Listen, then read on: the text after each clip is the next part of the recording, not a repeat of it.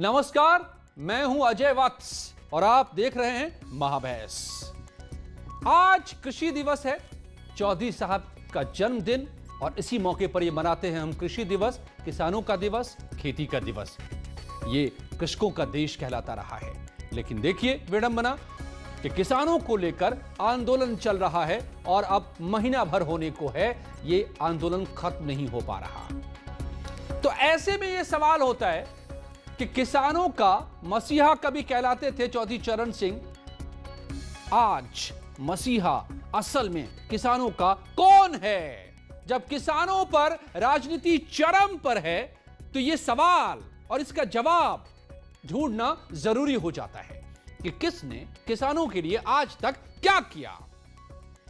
किसानों की आमदनी मौजूदा सरकार में कितनी बढ़ी, इससे पहले कितनी रही, और आज सरकार जब कह रही है कि कृषि सुधार कानून लेकर हम आ रहे हैं, तो इस सुधार की जरूरत 70 सालों बाद क्यों पड़ी? किसानों की हालत किसने क्या बनाकर रखी? आज महाबहस इसी पर।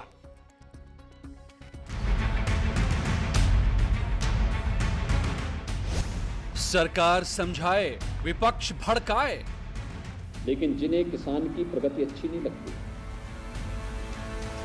देश का विकास अच्छा नहीं लगता, किसान के चेहरे पर खुशहाली अच्छी नहीं लगती, उन लोगों ने गुमराह करके किसानों को भड़काने का काम भी शुरू कर दिया। ताली थाली से किसानों को दिलाएंगे हक।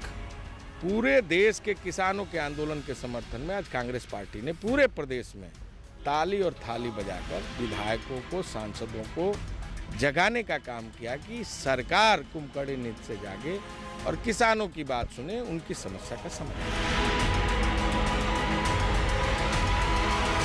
किसानों की खुशहाली किसे नहीं बर्दाश्त। आजादी के बाद किसी एक सरकार ने किसानों के हितों के लिए इतनी योजनाएं दी, वह केंद्र की मोदी सरकार है, और मोदी सरकार के नेतृत्व में किए जा रहे प्रयासों से किसानों के जीवन में हो रहे व्यापक परिवर्तन में बहुत सारे लोग ऐसे हैं जिन्हें ये नहीं अच्छा लगता कि किसान के चेहरे पर खुशहाली है। चरण सिंह का नाम, सियासत का काम। इसमें सारे देश में किसान परेशान, मुसीबत में। तो मैं याद कर रहा हूँ या किस तरह याद कर रहा हूँ, सवाल ये कि आज सारा देश उनको याद कर रहा है और सरकार किसानों की बात सुनने को तैयार नहीं है, इसलिए आज और भी ज़्यादा परेशान किसान हैं। किसान आज भी आंदोलनरत हैं। किसानों के लिए दिल्ली ऐसा लगता है कि दूर हो गई। पहले किसान जिस आराम से आकर अपने जनप्रतिनिधियों से अपनी मांग रख पाते थे, आज एक आपातकालीन स्थिति बन गई। सड़क पर किसान, राजनीति में घमासान। सरकार ने बनाया उसको वापस करने की मांग करते, तब किसानों का सम्मान बचता। किसान यहाँ कड़ाके की सर्दी में वहाँ ठिठुर रहा 28 दिन से, और आप सम्मान दिवस की बात कर रहे हैं। किस किसानों के सम्मान दिवस की बात कर रहे हैं? इस बात क्या ये सम्मान है कि अपमान है किसानों का कि किसान 28 दिन से धरने पे बैठे हैं और सरकार को चिंता नहीं है? किसानों का मसीहा कौन? आज महाबहस इसी पर। तो एक तरफ कृषि दिवस और दूसरी तरफ आंदोलन में किसान।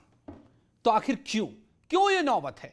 क्या जैसा सरकार कह रही है कि दरअसल किसानों के लिए सबसे ज्यादा काम हमने किया और लोग किसानों को भड़का रहे हैं क्योंकि उन्हें रास नहीं आ रहा, ये पच नहीं रहा कि ये सरकार क्यों किसानों के लिए इतना काम कर रही है, और इसीलिए किसानों को गुमराह करके भड़का करके उन्हें ठिठुरती ठंड में बिठा रखा है सड़कों पर। कौन सही कौन गलत, किसने आज तक क्या किया किसानों के लिए और किसने किसानों के नाम पर राजनीति की? असली मसीहा कौन किसानों का? आज हम महाबहस में से ही समझेंगे। मेरे साथ हरीश श्रीवास्तव, बीजेपी के प्रवक्ता, अनिल दुबे, आरएलडी के प्रवक्ता, अनुराग भदौरिया, एसपी नेता मेरे साथ जुड़ रहे हैं, प्रवक्ता राजेश तिवारी, कांग्रेस प्रवक्ता विजय सरदाना साहब, कृषि विशेषज्ञ विजय मिश्रा, राजनीतिक विश्लेषक। आप सबका बहुत बहुत स्वागत है। मैं शुरू करता हूं आज ये राजनीति का शोर तो चारों तरफ हम लगातार सुन रहे हैं 28-29 दिनों से। आकाश मिश्रा साहब दरअसल जी, लेकिन फैक्ट क्या है? आज मैं तथ्यों पर बात करूंगा और अब सबसे आग्रह है, बहुत सारे आप लोग हैं, सब लोग बोलें, समय की सीमा में बोलें और सही बोलें, तथ्यों पर बोलें, यहां वहां की बातें ना करें। विजय सरदाना साहब, एक आंकड़ा मुझे जब मैं आज समझने की यह कोशिश कर रहा था तो मिला कि आज तक किसानों की हालत किसने कैसी बना कर रखी, और एक आंकड़ा मुझे मिला कि 2014 तक, जब तक यूपीए की सरकार थी, यानी आजादी के 67 साल बाद तक, किसानों की सालाना आमदनी इस देश में 6,426 रुपए थी, यानी मान लेते हैं 6,500 थी। और आज 2020 में 6 साल बाद, पिछले 6 सालों में यह बढ़कर तकरीबन 9,000 हुई है, 8,931, यानी कि 9,000। 6,500 आमदनी पहुंचने में 67 साल लगे, और पिछले 6 साल में 2,500 का उसमें इजाफा हुआ। तो मैं ये पूछना चाहता हूं कि असली मसीहा कौन है, किसानों की हालत कब कैसी रही और आज कैसी है, जिसको लेकर इतना हंगामा हुआ पड़ा है देश में। बहुत अच्छा सवाल आपने किया।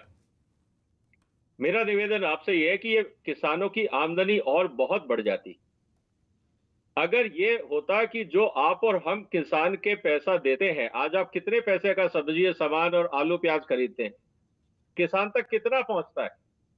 अगर जो कंज्यूमर देता, अगर उसका 80% या 70% भी किसान के पास पहुंच जाता, तो इस देश के किसान की गरीबी खत्म हो जाती। समस्या यह थी कि कंज्यूमर तो 40, 50, 60 रुपए दे रहा था, किसान को 3, 4, 5 रुपए पहुंच रहे थे। पिछले 70 साल तक किसान का शोषण किसने किया? ये किसान का हक कौन मार रहा था? आज तक किसी ने इस पे चर्चा क्यों नहीं करी? कहां गए थे वो सब नेता जो आज सड़कों पे बैठे हैं, जब किसान को मैं 50 रुपए देना चाहता था और उसको 5 रुपए मिल रहे थे? तो समस्या ये है कि किसान बहुत ज्यादा कमा सकता था, लेकिन हमने आज तक उसको कमाने नहीं दिया, क्योंकि हमने किसान को कभी ये आजादी नहीं दी कि वो आके डायरेक्ट कंज्यूमर को बेच सके। हमने उस सिस्टम को पोसा, उस सिस्टम को सपोर्ट किया जिसने किसानों का शोषण किया। आज जब किसानों को पार्लियामेंट ने आजादी दी है कि आप जहां सही दाम मिले वहां बेचें, आपको कोई जरूरी नहीं है बिचौलिया को बेचने की, क्योंकि बिचौलिया क्या करता है जी, बिचौलिया किसान से खरीदता है और जाके प्राइवेट ट्रेड को बेचता है। अगर किसान डायरेक्ट बेच दे तो क्या दिक्कत है? ओके, आफ्टर ऑल बिचौलिया अपने लिए तो नहीं खरीदता, ठीक है। वो भी तो किसी कॉर्पोरेट को, आपको, मेरे को, किसी को तो बेचता है। तो अगर किसान बेच देता, उसकी आमदनी कई गुना बढ़ जाती। आज तक क्यों नहीं हुआ ये? ठीक है, सवाल ये है कि गरीबी का जिम्मेवार कौन है जिसने बिचौलिया तंत्र पैदा किया? ठीक है सर, मैं यहीं से सवाल अब मैं ले जाता हूं तमाम दलों के पास में, और फिर आपके पास आऊंगा कि अब जो कृषि सुधार का कानून सरकार लेकर आई है, उससे सुधार कैसे हो जाएगा और कितना हो जाएगा। लेकिन अनुराग भदौरिया, आप हंस रहे हैं, मुस्कुरा रहे हैं, आपके पास मैं आज बाद में आऊंगा, अनिल दुबे जी के पास पहले आऊंगा। आरएलडी से आते हैं, और आरएलडी उसी पार्टी से निकली हुई है, उसी धरोहर से निकली हुई पार्टी है जो चौधरी चरण सिंह साहब की थी। अनिल दुबे जी, सुन पा रहे हैं क्या आप मुझे? आप तो लग रहा है कि कुछ लिखने पढ़ने में लगे हुए, नहीं सुन पा रहे। कांग्रेस से राजेश तिवारी जी है मेरे साथ। राजेश जी, 67 साल में आपने 6,500 सालाना की आमदनी दी सरकारों को। पिछले 6 साल में 1/3 उसकी तो कम से कम बढ़ ही गई, 1/3 से ज्यादा बढ़ गई, 40% के आसपास, 2,500 बढ़ी। और सरकार कह रही है कि 2022 में, यह बरेली में ही घोषणा हुई थी, प्रधानमंत्री मोदी ने 28 फरवरी 2016 को घोषणा की थी बरेली से, यूपी की धरती से, कि हम 2022 तक दुगनी करेंगे, और यह कृषि सुधार कानून उसी के लिए है। तो आप लोग क्यों रोक रहे हैं? असली मसीहा अगर सरकार कह रही है कि हम बनना चाहते हैं, किसानों को हम उनका हक दिलाना चाहते हैं, तो आपको क्या तकलीफ है? क्यों इतना बड़ा घमासान मचा हुआ है? आपने तो 67 साल में 6,500 दिए साल के। देखिए, मेरी बात सुनिए। दरअसल समस्या यहां इसी बात की है, ये लोग जो कानून लेके आए हैं उससे किसानों की सिर्फ अवनति होनी है।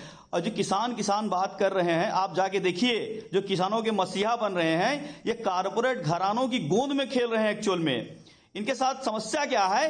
किसानों की तो कोई कर्ज माफी नहीं हुई। कारपोरेट अगर आप ये होते, पिछले 67 साल में ऐसा हुआ रहता 2014 तक कि आप किसानों की आमदनी 6,500, आज भी बेहद कम है, शर्मनाक है ये। जो कि अभी है 9,500 के करीब। बताइए, साल में एक किसान देश का औसत 9,000 कमाता है, कैसे जीता है वो? देखिए, सोचिए। और आपने तो 6,500 पर छोड़ा था उसे 67 साल में। तो आप कैसे कह रहे हैं कि ये सरकार डुबोने जा रही है किसानों को? किस दम पर कह रहे हैं आप? शुरू में किसानों की जो बुनियादी समझ, देखिए देश आजाद होने के बाद हमारे देश में कुछ था नहीं। हमने किसानों के लिए जो आधारभूत सुविधाएं हैं उनकी संरचना में ज्यादा जोर लगाया। जो हरित क्रांति हुई, श्वेत क्रांति हुई, ये सब क्रांतियां कांग्रेस के शासनकाल में निकल के आई हैं। आई एम सॉरी, मैं इंटरप्ट इसलिए कर रहा हूं कि आज मैं फैक्ट से इधर उधर नहीं होने दूंगा किसी को। बहुत दिनों से मैं लगातार बहस कर रहा हूं। आज कृषि दिवस है, फैक्ट पर रखूंगा। आपने कहा किसानों के लिए आधारभूत संरचनाएं, अब मैं लाता हूं अनुराग भदौरिया, जरा आप भी गवाही देंगे क्या राजेश तिवारी जी की? आधारभूत संरचना मतलब कि कोल्ड स्टोरेज है क्या हमारे देश में? चेन जहां पर किसान सड़ने से बचाने के लिए औने पौने में बेच देते हैं। कोल्ड स्टोरेज का चेन कहां बना? किसानों को 24 घंटे बिजली मिली थी क्या? अब तक मिल रही है क्या? अभी भी किसानों को क्या वाजिब कीमत मिल पाई क्या? बिचौलियों से हम बचा पाए क्या? क्यों झूठ की खेती हो रही है किसानों के नाम पर भाई? क्या संरचना दी गई किसानों को? अच्छा अजय जी थोड़ा सा आप भी फैक्ट करेक्ट करके आते तो बहुत अच्छा होता। बताइए, मजा आ जाता अगर आपका फैक्ट करेक्ट होता तो। 1999 सुन तो लीजिए, 1999 से 98 से लेके 2020 तक भारतीय जनता पार्टी की भी कम से कम नहीं तो 15 साल सरकार रही है। 30 साल में कहाँ आप गलतफहमी में जी रहे हैं। उसमें भारतीय जनता पार्टी ने क्या किया भाई? 7 साल यहाँ हो गए, 7 साल पहले थे 14 साल की सरकार हो गई। 14 साल की सरकार में भारतीय जनता पार्टी ने किसानों के साथ क्या किया जो आज उनको याद आई है? मैं पूछना चाहता हूँ इस बात सुन तो लीजिए। आप सुन लीजिए। आप बीच में मत टोकिए, मैं अपनी बात कह लूं। मैं अपनी बात कह लूं। अरे आप मेरी बात ही नहीं बोलने देंगे तो फिर कैसे? आपको फैक्ट पे आज बैच हो तो फैक्ट पे हो जाए ना। उसका जवाब अरे फैक्ट पे ही बात हो जाए ना। अरे आप बोलने नहीं देंगे। दिक्कत ये आपके साथ है कि आपको मेरे फैक्ट पर सवाल छोड़िए। अब आप मुझे बोलने दीजिए, करेक्ट कर लूं। फैक्ट पे डिस्कस करेंगे, फैक्ट पे बोलेंगे तो आप इधर उधर बात चले जाएंगे। अपनी बात कंटिन्यू 70 साल की बात हो रही तो मैं फैक्ट पे आ रहा था। यू कंटिन्यू, बात करने दीजिए मुझे, मैं करेक्ट कर लूं। उसके बाद आप देखिए, मेरा इससे मतलब नहीं है कि किसकी सरकार कब रही। मेरा इससे मतलब है कि 2014 तक 6,500 कमाता था। आपकी बात हो गई, सुन लिया मैंने। प्रभु आप चुप हो जाइए, मुझे बोलने दीजिए। मेरा समय क्यों जाहिर कर रहे हैं आप? मैंने कहा 14 साल भारतीय जनता पार्टी की सरकार हो गई, 7 साल से अभी भारतीय जनता पार्टी की सरकार है। लगातार किसान यहां पे धरने पे बैठा है, उसकी चिंता भारतीय जनता पार्टी नहीं कर रहा है। अभी सरदाना जी ने कहा बड़ी आसानी से, कितनी चालाकी से बोल के भारतीय जनता पार्टी के साथ वो भी निकल लेते हैं। कहते हैं कि किसान को इतना फ्रीडम कभी नहीं मिला कि मंडी के बाहर कहीं भी बेचे। सरदाना जी हाथ जोड़ के आपसे निवेदन है, किसानों के साथ, हिंदुस्तान के साथ खड़े हुए। एक लाइन आप भूल जाते हैं बोलना कि एमएसपी उसको भी सुनिश्चित कीजिए जो मंडी के बाहर बेचेगा। इतनी तो बात है। हम किसान कहीं भी बेचे, अच्छी बात है, बेचना भी चाहिए कहीं, तो एमएसपी भी सुनिश्चित कर दीजिए ना। सुनिश्चित क्यों नहीं कर रहे हैं आप? अरे सुनिश्चित अनिश्चित कर दीजिए ना। सरकार की जिम्मेदारी होती है कि जब एमएसपी सुनिश्चित मंडी में है तो एमएसपी सुनिश्चित धरना सेंटर जो बाहर प्राइवेट पार्टी खरीदेगी उसमें भी एमएसपी सुनिश्चित कर दीजिए। फिर आप किसान कहीं बेचे, कोई दिक्कत नहीं है। आप एमएसपी क्यों नहीं सुनिश्चित करना चाहते हैं? तो आप भारतीय जनता पार्टी के साथ क्यों खड़े हैं, किसान के साथ क्यों नहीं है? सुनिश्चित कर दीजिए, क्या दिक्कत है? क्या दिक्कत है? आप मुझे बोलने तो दीजिए। उसके बाद अनुराग जी आप ही के सवाल का जवाब दे रहे हैं। बोले नहीं दे रहे हैं विजय सरदाना प्लीज मुझे बोलने दीजिए ना। आप मेरे को बताइए, उसके बाद जवाब ले लो, किसान यहाँ धरने पे बैठा है। जवाब ले लो। विजय जी का जवाब फिर आप बोलिएगा। जवाब देना। अरे प्रभु मैं बोल दूं फिर जवाब दे देना। ये क्या बात हुई यार? मैं डिबेट चला जाऊं क्या छोड़ के यार? कमाल बात कर रहे हैं आप। ये क्या बात हुई? आप सवाल पूछेंगे तो जवाब नहीं लेंगे क्या? आपको बीजेपी का झंडा उठाना, झंडा उठा लीजिए। डिबेट में तो कम से कम बोलने दीजिए। मेरे को किसी का झंडा नहीं उठाना है। फिर आप बोलिएगा। आपकी ही सवाल का जवाब दे रहे हैं। कमाल है, आप बीजेपी का झंडा है तो किसका झंडा उठा रहे हैं? बात पूरी। अच्छा विजय जी आप जरा रुकिए 30 सेकंड और अनुराग जी आपके पास है। Please you complete whatever you want to say. मेरी बात तो सुन लीजिए विजय जी। उसके बाद लगातार किसान सम्मान की बात कर रहे हैं। किसान धरने पे बैठा है, किसान ठंड में ठिठुर रहा है, एमएसपी की मांग कर रहा है, कालाबाजारी रोकने की बात कर रहा है। उसके बाद आप किसान की बात सुनना नहीं चाहते, किसान से मिलना नहीं चाहते, किसान की तकलीफ समझना नहीं चाहते। उसके बाद उसमें कह रहे समाजवादी उसमें मिलकर किसानों के साथ मिलकर राजनीति कर रही है। अगर आपको लगता है मैं किसानों के साथ मिलकर राजनीति कर रहा हूं तो इसको राजनीति समझ लीजिए। अजय जी बता दीजिए भारतीय जनता पार्टी को कि समाजवादी किसानों के साथ खड़ी है और आपको राजनीति लगती है तो राजनीति कर रही है। हाथरस में महिला के साथ खड़ी थी, अत्याचार के खिलाफ आपको राजनीति लग रही थी तो राजनीति लगने दीजिए। अगर बेरोजगारों के लिए हम रोड पे आएंगे, संघर्ष करेंगे, लाठियां खाएंगे, आपको लगती राजनीति है तो राजनीति है। किसान यहाँ पे ठंड में ठिठुर रहा है, उसमें एमएसपी की डिमांड कर रहा है, अपना काला कानून वापस करने की मांग कर रहा है। हम समाजवादी पार्टी बिचौलियों के साथ खड़ी है। अन्न देवता है, रीढ़ की हड्डी है, हमारा मान स्वाभिमान बीजेपी हरीश श्रीवास्तव प्लीज जवाब। सरकार उसका Vijay ji I'll come to you again sir. जो सवाल उठा रहे हैं उन सवालों को मैं नोट कर रहा हूं। अनुराग भदौरिया की तकलीफ ये है कि भारतीय जनता पार्टी बोलते रहेंगे क्या सरकार बिचौलियों को किसानों के बीच हटाना चाहती है। अनुराग भदौरिया की परेशानी ये है कि मोदी जी किसानों के बीच से बिचौलियों को हटा रहे हैं। बिचौलियों को संरक्षण देने वाले लोग, चाहे समाजवादी पार्टी हो या कांग्रेस हो, सारी परेशानी इनकी ये है कि बिचौलिए किसानों के बीच से बाहर किए जा रहे हैं। यही काम समाजवादी पार्टी करती रही, यही कांग्रेस करती रही, बिचौलियों को का संरक्षण करती रही और बिचौलिए किसान को लूटते रहे। आज जब बिचौलियों को किसानों के बीच से मोदी सरकार हटा रही है तो समाजवादी पार्टी को सबसे ज्यादा तकलीफ है। अनुराग भदौरिया को सबसे ज्यादा तकलीफ इस बात की है कि किसानों के बीच से बिचौलियों को बाहर किया जा रहा है। अनुराग भदौरिया, आपकी तकलीफ, समाजवादी पार्टी की तकलीफ केवल ये है कि मोदी और योगी सरकार बिचौलियों को बाहर कर रही है, किसानों की समृद्धि के लिए काम कर रही है, जो समाजवादी पार्टी को छुआ नहीं रहा। कांग्रेस को नहीं छुआता, कांग्रेस समृद्ध हो। मैं फैक्ट की बात करना चाहता हूं, फैक्ट को लाना चाहता हूं। आप लोग विषय को पॉलिटिक्स में उलझा रहे हैं। विजय सरदाना जी, इसलिए मैं आपके पास दोबारा एक बार आ रहा हूं, जवाब ले लूं। मुझे मालूम है कि आपको जाना है, लेकिन उससे पहले जवाब प्लीज मुझे दे दीजिए। जो सवाल, अनुराग जी सुन लीजिएगा प्लीज, अपनी धीरज हो तो। आपने जो सवाल उठाए, मैं भी मेरा भी सवाल उसमें शामिल है विजय सरदाना जी, कि क्या वाकई उद्योगपतियों के लिए यह कानून है जैसा वो कह रहे हैं? कैसे फायदा पहुंचा देगा यह कृषि सुधार कानून? कैसे आमदनी बढ़ा देगा? देखिए, आज किसान का माल व्यापारी लेके या कमीशन एजेंट लेके किसको बेचता है? वो जिस कंपनियों को, कॉर्पोरेट्स को भी अगर बेचता है, अगर किसान डायरेक्ट बेच देगा तो क्या एतराज है? पहली बात। दूसरी बात, इन्होंने कहा कि सब किसान मर गया। आज आप एक काम करिए, सबके पास इंटरनेट है, आप सोयाबीन का एमएसपी देखिए और सोयाबीन का बाजार भाव देखिए। आज मस्टर्ड का रेट 54-55 रुपए है, जबकि एमएसपी 38 रुपए 50 पैसे है। आप हर चीज का रेट देखिए, समझना पड़ेगा कि हम कर क्या रहे हैं इस देश के साथ।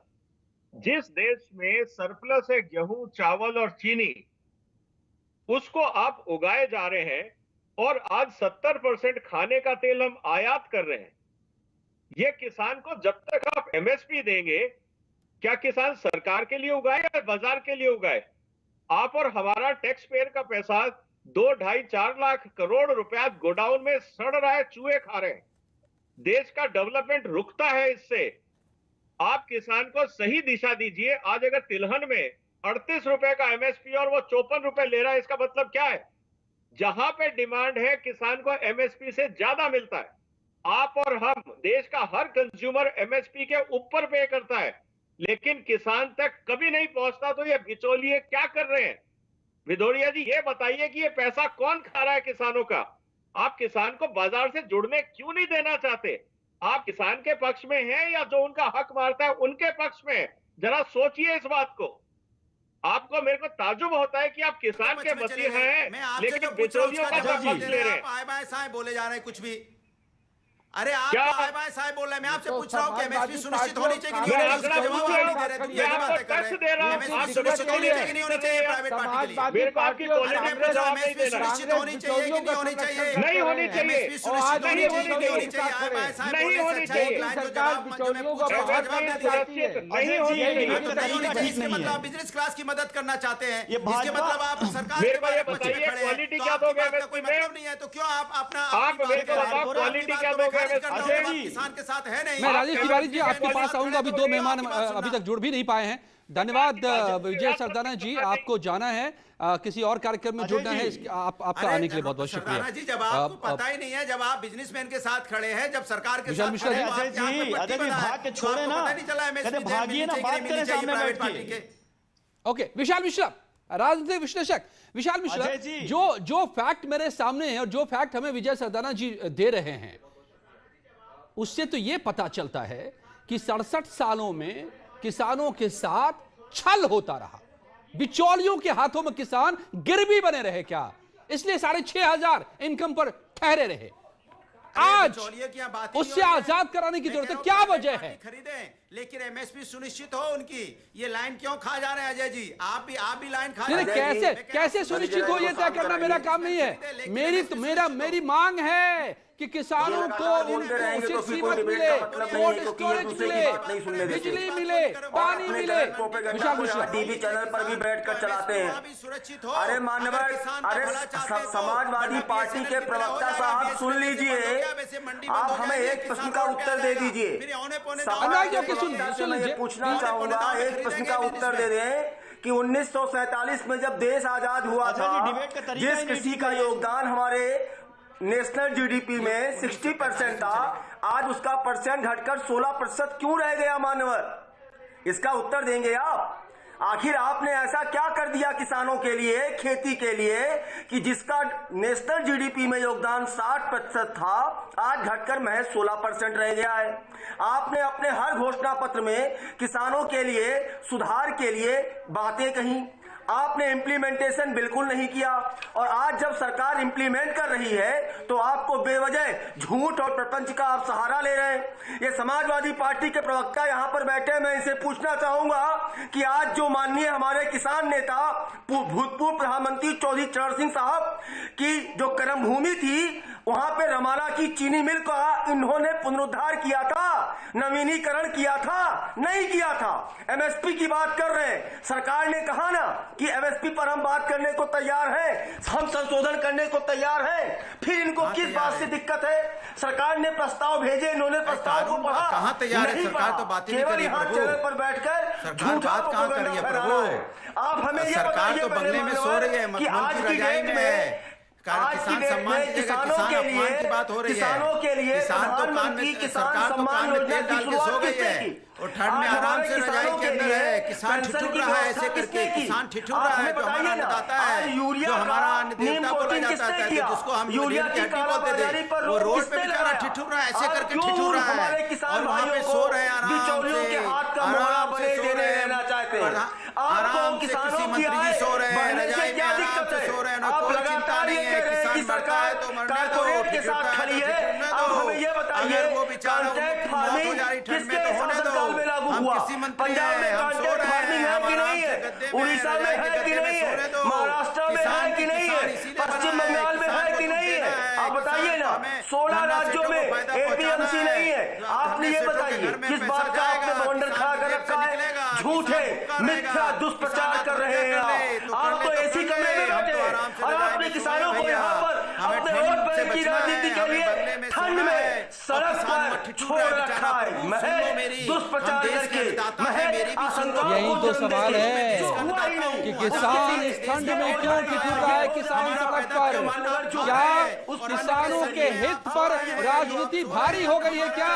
अनिल दुबे जी, अनिल दुबे जी, अनिल दुबे जी, आरएलडी के प्रवक्ता आप जुड़ गए हो, आप सुन पा रहे हैं तो मेरी बात जी जी हरीश जी, मैं आऊंगा। अनिल दुबे जी जुड़ गए क्या? अनिल जी सुन रहे हैं क्या आप? अनिल दुबे जी, परिवार बच्चे छोड़ के यहाँ पड़े हुए हैं, आप मेरी बात all audio down please. Look, okay Anil Dubey ji, रमाला का जिक्र आज सीएम ने भी किया, चीनी मिल बंद पड़े थे, खस्ता हाल हो गए थे, उसको रिवाइव किया इस सरकार ने, नवीनीकरण किया इस सरकार ने, आज इसका जिक्र किया चौधरी चरण सिंह साहब के जन्मदिवस पर। क्या आज चौधरी चरण सिंह साहब जो किसानों के मसीहा माने जाते हैं, देश भर के किसानों ने और इतिहासकारों ने उन्हें मसीहा माना, आज किसानों के हित पर राजनीति भारी हो गई है, किसानों की कीमत पर राजनीति हो रही है, उनको उनका हक मिलने से रोका जा रहा है।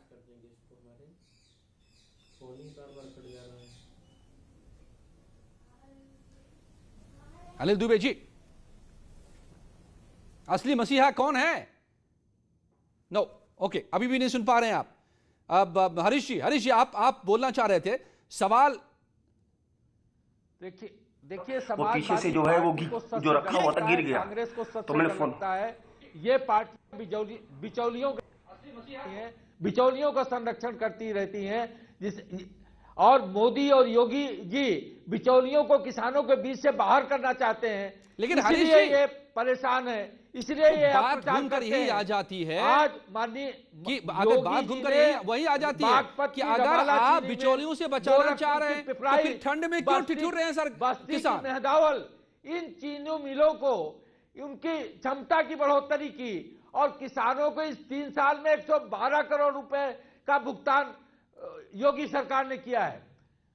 आज इन लोगों को किसानों की समृद्धि देखी नहीं जा रही है, इसीलिए किसान बिल को लेकर के ये सब अपप्रचार करते हैं, झूठा प्रचार करते हैं और बिचौलियों के साथ खड़े होते हैं।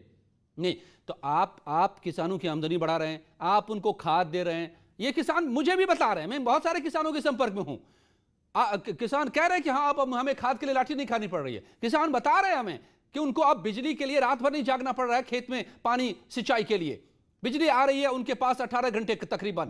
किसान ये कह रहे, फिर भी किसान ठंड में क्यों ठिठुर रहे हैं? ये तो सवाल है ना आपके सामने। उत्तर प्रदेश की वो नहर परियोजनाएं जो बरसों से लंबित पड़ी थी, उसको योगी सरकार ने पूरा कराने का काम किया, जिससे लगभग बुंदेलखंड में लगभग 2 लाख हेक्टेयर जमीन। बट हरीश जी मुझे तो तस्वीर दिखाई दे रही है कि एक सबको तस्वीर दिखाई दे रही है कि ये किसान आखिर इस ठंड में फिर क्यों ठिठुर रहे हैं। आपसे ज्यादा ताकतवर वो समझाने वाले कैसे हो गए?